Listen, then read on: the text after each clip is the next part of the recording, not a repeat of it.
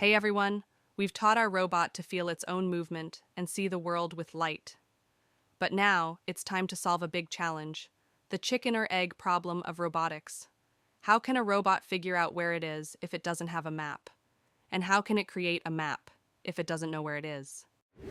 The first part of that puzzle is localization. Localization is simply the process of a robot figuring out its position and orientation in an environment. Think of it like a GPS for your robot. Without knowing where it is, it can't know where to go next. When a robot is asking, "Where am I?" we are dealing with the localization problem fondly called the kidnapped robot problem. The brilliant solution to this puzzle, the kidnapped robot problem, is called SLAM, which stands for Simultaneous Localization and Mapping. It's a technology that allows a robot to build a map of an unknown environment, while at the same time keeping track of its own position within that map. It's like drawing a map while walking through a dark forest, and also marking your exact location on the map as you go. Why localization and mapping? Localization is knowing where you are. Mapping is learning the world. SLAM works by combining data from multiple sensors. This is called sensor fusion. This is a concept we've mentioned in the past. For SLAM, we fuse data from the IMU with the LiDAR. The IMU tells the robot how it's moving, proprioception, and the LiDAR tells it what it's seeing around it, exteroception. Sometimes for additional data, we use wheel encoders on the motors to track how far the wheels have turned.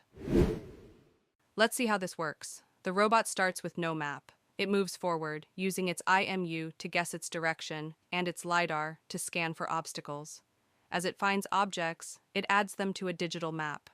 Then it uses the map it just created to correct its position, getting more and more accurate as it goes.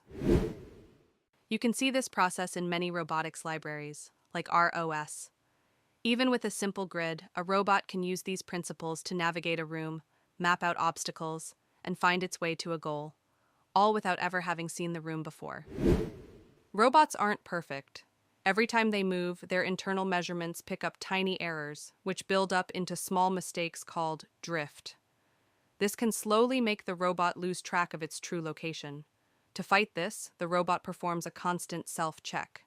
It compares what its inside sensors, like IMU, think happened with what its outside sensors, like LiDAR, see in the real world. This process, called calibration, lets the robot instantly correct its mistakes and stay exactly on course. Spatial intelligence is the key to truly smart, independent robot movement. It's not just knowing I'm at the kitchen table, but knowing I am a specific size located here, and the table is that size and located there. This deep awareness comes from many sensors, but when all the sensors send data at once, it's like a traffic jam of information. Things can get temporarily messy, and they could mix things up. They could see a wall in the wrong spot or lose track for a moment. That's okay. That's how learning works, and we have a solution. When all that sensor data gets noisy, the Kalman Filter steps in. Think of it as a calm, wise guide inside the robot's brain that keeps its focus. It works by constantly blending its belief, where the robot thinks it should be, its prediction, with the reality of what the sensors actually report, the correction. This continuous guess and check process forces the robot to notice mistakes and instantly adjust. The back and forth between prediction and correction helps the robot become more accurate and confident over time. It's the same way we learn, by comparing new experiences with what we already believe and refining our understanding. Just like us, robots don't get smart by always being right, but by learning how to adjust with every new piece of information, therefore becoming more confident and accurate over time. And that's our journey from sensing to localization. You now understand how a robot's simple sensors build into a complex, intelligent system. We've gone from feeling the world to understanding it.